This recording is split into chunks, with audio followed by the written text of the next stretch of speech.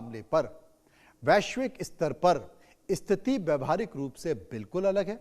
Britain ऐतिहासिक तौर पर ऐसे मामलों को द्विपक्षीय मानता है, भारत भी मानता है, और उसका यह रुख रहा है कि भारत और नेपाल अपने आपसी मामलों को 1816 की संधि जो हुई थी, उस संधि के जितने भी दस्तावेज हैं, उन दस्तावेजों के आधार पर दोनों देश बैठें और इसको सुलझाएं। ब्रिटेन खुद को सीधे तौर पर इस जमीनी विवाद में मध्यस्थता के तौर पर नहीं देखता है। उसने कहा भाई तुम दोनों को आपस में जो करना है वो करो, मैं इस पचड़े में नहीं पड़ूंगा। चीन इस मुद्दे पर क्या कर रहा है? चीन इस मुद्दे पर फूंक फूंक कर कदम रखता जा रहा है। वो नेपाल के साथ अपने राजनीतिक संबंध और मजबूत करना चाहता है, लेकिन लिपुलेख के जरिए व्यापार और तीर्थ यात्रा के लिए वो भारत के साथ भी समझौता कर चुका है। चीन ने हमेशा आधिकारिक तौर पर यही कहा है कि भारत और नेपाल को अपने सीमा विवाद दोस्ताना बातचीत के जरिए हल करना चाहिए, क्योंकि अगर भारत और नेपाल के बीच में वो पड़ेगा तो फिर भारत भी चीन के साथ जितने भी सीमा विवाद चल रहे हैं, चाहे ताइवान को लेकर, तो भारत वहां भी फिर कूद जाएगा। इसलिए चीन बहुत संभल कर चल रहा है, और चीन इसलिए भी संभल कर चल रहा है कि जो काम चीन करना चाहता है वो काम खुद नेपाल के प्रधानमंत्री बालिन शाह कर रहे हैं, तो मुझे सीधा आने की क्या जरूरत है? मैं जिनपिंग बालिन शाह के कंधे पर रखे ही बंदूक चला रहे हैं। हो सकता है कि पर्दे के पीछे से खेल वही खोल रहे हो। अब आपको बताते हैं कि नेपाल के प्रधानमंत्री के बयान पर भारत ने नेपाल के पूर्व राजदूत नीलांबर आचार्य ने क्या कहा। नेपाल में भारतीय क्षेत्र पर अतिक्रमण का मामला, उन्होंने क्या कहा कि भाई अतिक्रमण की कोई जानकारी मेरे पास नहीं है। दोनों देशों के बीच 97% जो सीमा विवाद है वो सुलझ चुके हैं। कुछ इलाकों में किसानों वाली घटना जरूर संभव है कि एक किसान थोड़ा सा आगे बढ़ा दे रहा है, एक किसान पीछे कर ले रहा है, एक दूसरे देशों के बीच जमीन के इस्तेमाल की घटनाएं संभव हो सकती है। बहुत ऐसा लंबा क्षेत्र नहीं है जिस पर इतना बवाल हो रहा है, लेकिन बयान तो दे दिया। नेपाल के प्रधानमंत्री बालिन शाह के द्वारा संसद में यह बयान दिया, कहीं और बयान नहीं दिया कि चलता हुआ रैली में दे दिया। यह बाकायदा नेपाल की संसद में उन्होंने बयान दिया है, और यह नेपाल की संसद में उन्होंने कहा कि नेपाल में भी भारतीय जमीन पर कब्जा किया है। नेपाल की घरेलू राजनीति में इस बयान के बाद भूचाल आ गया।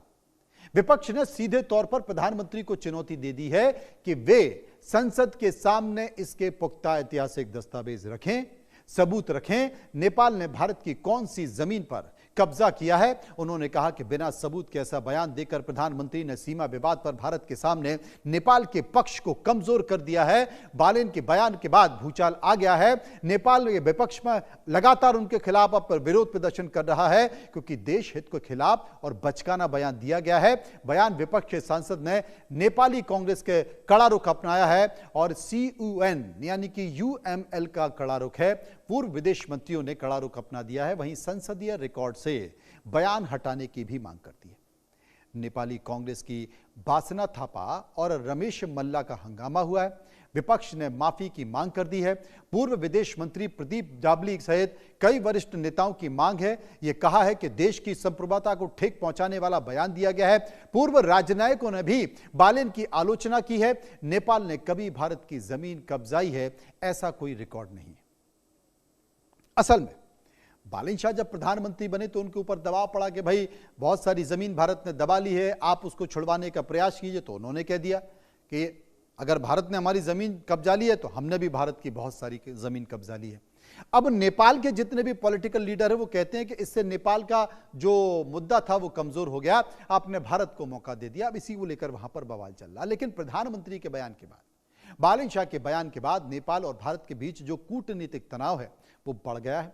इसे देखते हुए नेपाल के विदेश मंत्रालय ने चंद घंटों के भीतर एक आधिकारिक स्पष्टीकरण जारी किया, डैमेज कंट्रोल करने की कोशिश की।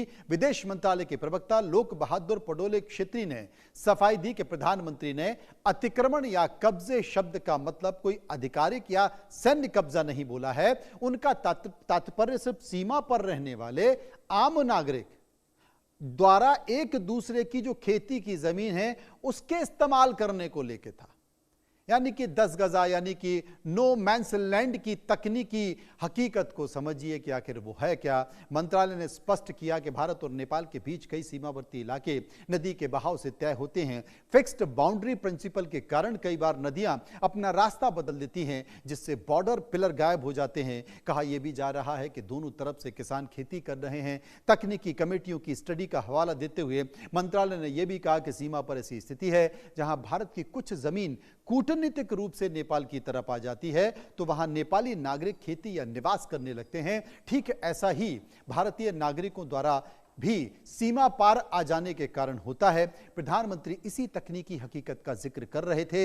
विदेश मंत्रालय यहीं पर भी नहीं रुकता है, वो थोड़ा सा और आगे बढ़ता है। वो कहता है कि ये साफ करता है कि नेपाल सरकार अपने मूल स्टैंड पर अब भी कायम है कि लिपुलेख, कालापानी और लिम्पियाधुरा नेपाल का अभिन्न अंग है और भारत के साथ सभी लंबित सीमा विवादों को स्थापित कूटनीतिक चैनल और आपसी समझ के जरिए वो इसे सुलझाने की कोशिश जरूर करेगा। लेकिन इन सब के बीच एक बयान यो यूं ही नहीं दिया गया था, वो दे दिया, जिसके कारण बहस हो रही है। अब ये 10 गजा जमीन का जिक्र जो विदेश मंत्रालय के प्रवक्ता के द्वारा किया गया, वो क्या है आपको बता देता हूं कि 10 गजा वो जमीन होती है जो भारत और नेपाल की सीमा के बीच छोड़ी जाती है।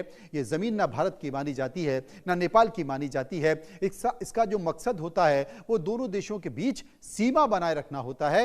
आमतौर पर सीमा के कारण दोनों तरफ कुछ मीटर चौड़ी पट्टी भी होती है। भारत और नेपाल सीमा पर सीमा पिलरों के दोनों तरफ लगभग 10-10 गज की खाली जमीन छोड़ी जाती है। यह जमीन सीमा की पहचान और रखरखाव के लिए रखी है। इसी कारण इस पट्टी को 10 गजा कहा जाता है। समय के साथ 10 गजा शब्द का इस्तेमाल सीमा के बीच की खाली पट्टी के लिए होता है, लेकिन सबसे बड़ी बात है जिस तरीके से जो सीमा विवाद है उसकी चौड़ाई की बात की जा रही है, जो कि 10 गजा ना हो, कम भी हो सकती है, ज़्यादा भी हो सकती है। कई जगहों पर तो लोगों ने इस खाली ज़मीन पर खेती भी करना शुरू कर दिया है। बहुत सारे ऐसे किसान होते हैं वो यहाँ पर घर भी बना चुके हैं। इसे 10 गजा पर अतिक्रमण कहा जाता है।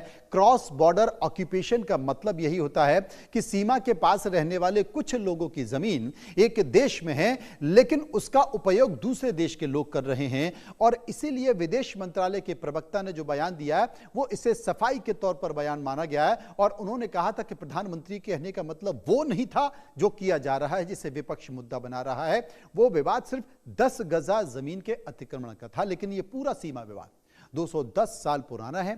भारत नेपाल के बीच बहने वाली काली नदी के जरिए सीमा का निर्धारण 1816 में सुगौली समझौते के तहत निर्धारण हुआ था।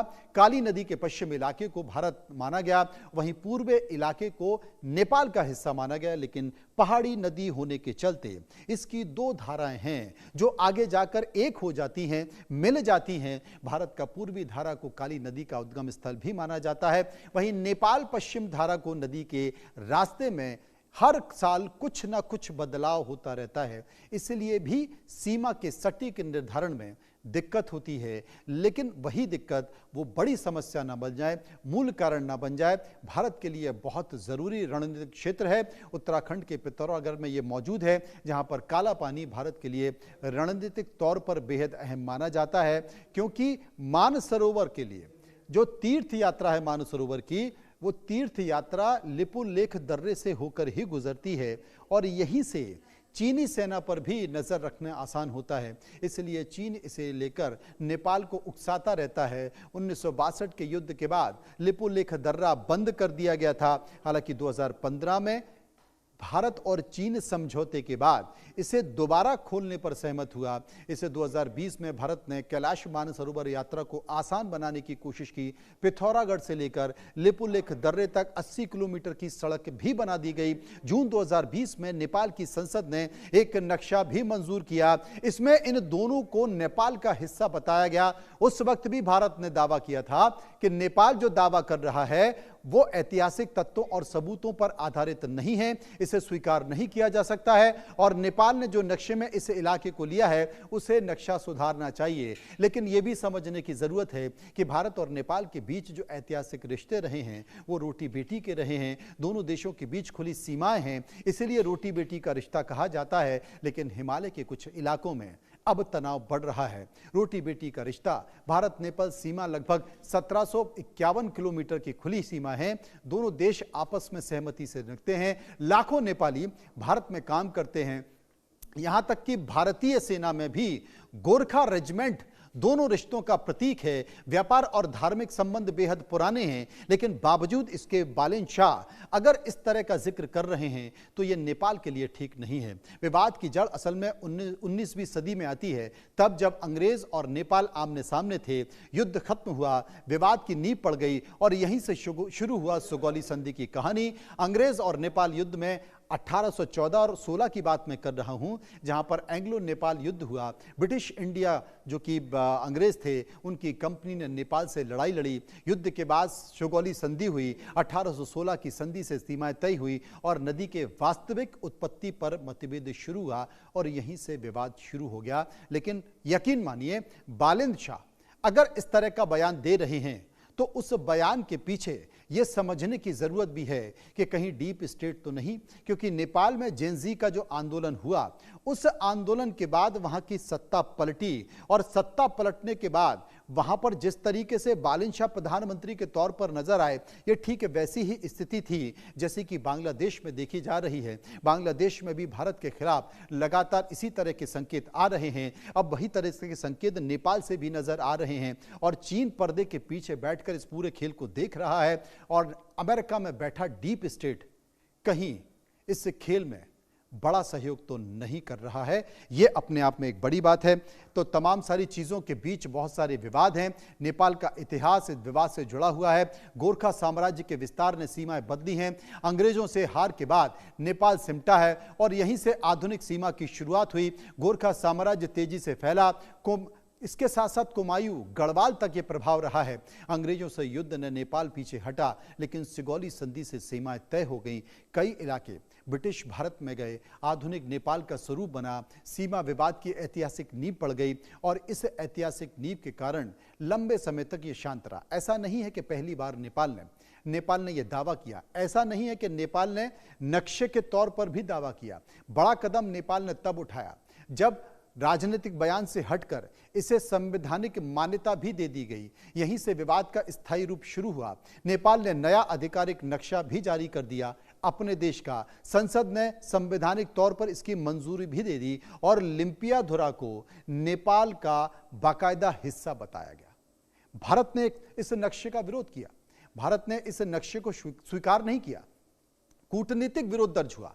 नक्शा राष्ट्रीय प्रतीक बन गया और विवाद के साथ साथ संवेदनशील हो गया और तब से वो विवाद लगातार बना हुआ है। नए प्रधानमंत्री बालेन शाह बने तो संसद में तमाम विपक्षी पार्टियों ने यह मुद्दा उठाया और कहा कि आपने तमाम चुनावी सभाओं में इस बात का जिक्र किया, अब आप क्या करने जा रहे हैं? नेपाल की जमीन को वाकई अब छुड़ाने जा रहे हैं या नहीं जा रहे हैं, यह बता दीजिए। और उन्होंने ये बयान दे दिया। लेकिन भारत नेपाल के बीच इतिहास के कई बार रिश्ते बिगड़े हैं तो कई बार रिश्ते सुधरे भी हैं और दोनों देश संवाद से ही लौटे हैं। लेकिन इस रिश्ते की सबसे बड़ी ताकत सीमा विवाद के बावजूद संबंधों को जारी रखना है। कई बार कूटनीतिक तनाव तो पैदा हुए हैं। व्यापार और यात्रा पर कभी पूरी तरह से नहीं रुकी है, लेकिन खुली सीमा व्यवस्था जारी रही है। सांस्कृतिक रिश्ते मजबूत बने रहें, दोनों देशों के नागरिकों का आवागमन जारी रहे, राजनीतिक संवाद लगातार चलता रहे, रिश्ते विवाद से बड़े साबित होते रहें, यही भारत की कोशिश होती है। और उम्मीद हम यही करते हैं कि यह अमेरिका की, माफ कीजिए, नेपाल की भी कोशिश होगी, क्योंकि धर्म के साथ साथ भारत का संस्कृति से भी बहुत लंबा संबंध रहा है नेपाल के साथ। भारत नेपाल के रिश्ते सीमा से बड़े हैं। धर्म, संस्कृति और अर्थव्यवस्था भी इससे जुड़ी हुई है और यही वजह है कि तनाव के बावजूद यहां पर हमेशा संवाद चलता रहा है। दोनों देशों के लिए स्थिरता बहुत जरूरी है। पशुपतिनाथ और काशी सांस्कृतिक कड़ी है दोनों देशों के बीच। जनकपुर अयोध्या का धार्मिक संबंध रहा है जो कि मजबूत रहा है। व्यापार में भारत सबसे बड़ा साझेदार के तौर पर निकल कर आया है। लाखों नेपाली भारत में कार्यरत हैं। ऊर्जा या सड़क परियोजनाएं जारी लगातार हुई हैं। भारत वहां पर मदद करता है। सीमा पर लोगों की निर्भरता अधिक विवाद के तौर पर भी देखी जाती है, लेकिन दोनों के रिश्ते बहुआयामी हैं, जिसका संकेत भी जारी होता रहता है। अब आप सोचिए कि दोनों देशों के अगर रिश्ते ऐसे हैं तो बालेन शाह को समझना चाहिए। लेकिन अगर बालेन शाह की समझ खत्म हो चुकी है तो किसी और की समझ शुरू हुई है? ये समझने की ज़रूरत है। तमाम सारी चीज़ों के बीच मैंने आपको भारत नेपाल के रिश्तों के बारे में बताया और ये भी बताया कि आखिर बालिन शाह का ये बयान क्यों निकल कर आया। लेकिन भारत के साथ भारत की जितनी भी सीमाएं लगी हुई हैं, उन देशों से लगातार भारत विरोधी संकेत निकल कर आ रहे हैं।